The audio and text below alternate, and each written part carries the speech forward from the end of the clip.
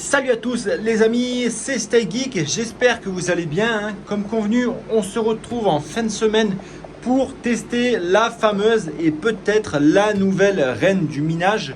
Donc on est sur la RTX 2060 en 12 Go cette fois-ci. Donc cette carte avait été annoncée déjà il y a pas mal de temps, donc il y a eu pas mal de rumeurs comme quoi ça allait être une carte avec une puce de 2060 mais du 12 Go de mémoire. Cependant, il y a eu pas mal d'infos qui ont fuité par la suite, comme quoi il y aurait effectivement la puce d'une 2060 Super. Au final, il s'avère que c'est plutôt une puce de 2060 Super, mais avec 12 Go de VRAM. Donc, pour ce qui est du gaming, ça reste sur des perfs qui sont quand même plutôt honorables pour une carte de cette génération-là. On parle bien de la 2060. Mais avec la puce de la 2060 Super, on est plutôt sur une carte qui est relativement concurrentielle avec l'entrée de gamme, on va dire, de chez AMD. Donc là, on va voir ce que ça donne déjà au niveau du déballage. Au niveau, bien sûr, après, on va faire un petit test sur iOS, voir ce que ça donne. Et sur Windows, on ira faire un test, je pense, peut-être pas dans cette vidéo-là, mais on va voir ça tout de suite. Alors, je vais la déballer et je vous reprends tout de suite après, où je vais essayer de vous déballer avec moi. Donc là, je suis allé la chercher ce matin. Chez un petit fournisseur à côté de chez moi. En termes de prix, on est à 629 € sur ce modèle-là. Donc c'est le Zotac Gaming. C'est du Dual Fan, il me semble. Bougez pas. Donc oui, c'est bien le Dual Fan qui est ici. Voilà. Donc à mon avis, c'est le même form factor que les 1660 Super de chez Zotac que j'ai acheté. Mais on va voir. Donc petit coup de tournevis, bam. Voilà, n'hésitez pas si vous avez des idées pour ouvrir les cartes, quelle lame vous conseillez, hache, cutter, ciseaux, couteau, enfin voilà, faites-vous plaisir. Voilà, on a le petit logo de 12 Go qui est rappelé juste ici sur le côté, donc voilà, rien de transcendant, j'ai envie de dire. J'espère que la carte n'est pas posée sur le dessus. Voilà, on pose la boîte à côté, ok, donc petit logo Zotac sur cette boîte là, pas mal du tout. Et on ouvre comme ça le packaging, hop, c'est pas mal. Alors, ok, donc ça, le petit livret, on s'en fout aussi. Ok, alors là, par contre, là, ce que je remarque tout de suite, ce paquet-là, c'est du paquet qu'on retrouve sur les cartes de chez AMD, les Sapphire par exemple, ou sur des cartes reconditionnées. Bon, là, c'est des cartes neuves, bien entendu, je l'ai acheté ce matin, ça va de soi. Alors, attendez, je vais poser juste ça là, hop là. Alors voici la bête quand on reçoit. Alors il n'y a pas de, je viens de remarquer, il n'y a pas de protection au niveau du PCI ici. Est-ce que la carte est bien scellée? Ouais, la carte est bien scellée. Regarde, de ce côté-là et de ce côté-là où j'ai coupé. Donc ça sort d'usine comme ça. À mon avis, c'est peut-être pour, je sais pas, ça sert à rien du coup. Donc là, vous voyez qu'il y a du 3 DisplayPort, un HDMI. On a le PCI comme ça et derrière, ça ressemble à ça. Donc la carte plutôt assez fine, au niveau de la connectique on est sur un 8 pins, donc tranquillement, il n'y a pas de RGB il me semble à ma connaissance, mais voilà, allez je vais la connecter sur iOS sur le petit rig et puis je vous retrouve tout de suite. Bon du coup les amis, je vous montre, alors la petite 2060 Super 12 Go, elle a été connectée sur la BT1637, je suis en train de me faire un petit rig à côté et là on va allumer, normalement ça devrait partir tout de suite. Ok, donc la carte elle tourne et on a eu le petit bip. Maintenant on va aller se retrouver sur iOS. Alors du coup, qu'est-ce qu'on va avoir? Du coup, j'ai juste supprimé une petite carte qui avait déjà. Donc c'est supprimé la 5700. Je vais vous mettre bien devant. Voilà. Alors qu'est-ce qu'on va avoir?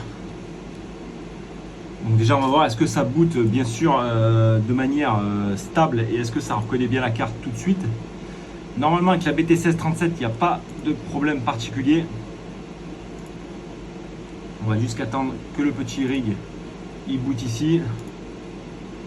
Voilà, on va juste supprimer les OC de la 5700, il n'y a plus besoin.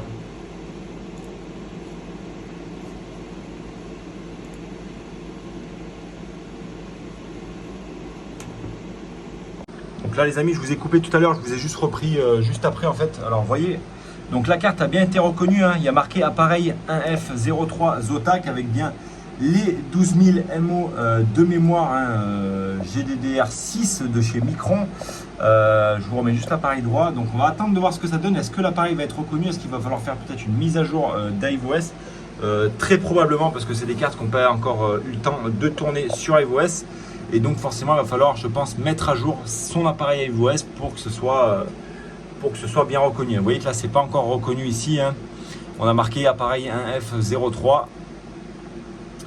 Donc c'est en train de lancer le minage. On va tout de suite voir, je vais vous mettre le plein écran, ça sera peut-être plus simple. Ben voilà, qu'est-ce que tu fais là, Stay Geek un peu là avec l'écran. Donc, alors on va voir, on va attendre. Est-ce qu'il y en a déjà composé des presets? Non, vous voyez. Donc à mon avis, il va falloir faire une mise à jour, hein, de iVOS. Voir si ça corrige du coup le nom de l'appareil, hein. J'imagine que oui. Mais c'est pas aussi probable. Parce que du coup ça se peut tout simplement, comme c'est une nouvelle carte de dernière génération, qu'elle soit pas encore reconnue totalement. Donc déjà vous voyez qu'elle chauffe, elle monte en température, en consommation. On est sur du 148 watts et on va attendre que Gmineur installe tous les drivers, parce que du coup comme on a mis une nouvelle carte, il va falloir installer les drivers spécifiques. On voit qu'on est sur les drivers Nvidia, hein, les 470.86. Donc voilà, donc déjà on a un petit MH qui est sorti les amis, tout de suite devant vos yeux là, sans overclock, sans avoir rien touché. On est sur 2960 et 148 watts. Donc déjà on est sur des bonnes, on est sur une perf déjà de 2060, hein, traditionnel, sans overclock.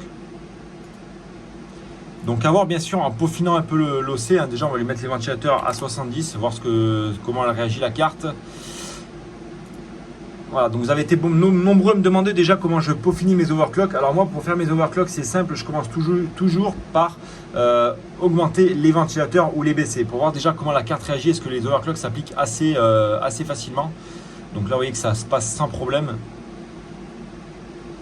Et là on va aller lui mettre un overclock de 2060 traditionnel, hein, voir ce que ça donne. On est sur du 1080, je sais même plus, 1050 je crois, et 2000. Bah, ça c'est mes 2060 sur lesquels je tape. Peut-être aller taper sur les overclocks de 2060 super, si c'est de la 2060 super, voir qu'est-ce que ça pourrait faire. Et ensuite j'essaierai de vous faire un petit test tout à l'heure. Bon, j'essaye de régler la carte et je vous reprends d'ici 5 minutes. Allez, à tout de suite. Bon les amis, comme je vous avais dit, je suis en train de monter du coup la 2060 super 6 Go, enfin 12 Go pardon, de chez Zotac, hein. Donc actuellement on est à 34,47 mH, donc là ça s'est pas encore mis à jour, hein. Je sais pas pourquoi il y a un petit décalage en ce moment. Je suis avec un OC à 1050 en corps et à 2000 en mémoire. Donc après forcément si j'actualise ici, vous voyez ça monte encore un petit peu, là on est à 34,49. Je suis sur Gmineur en version 2.74.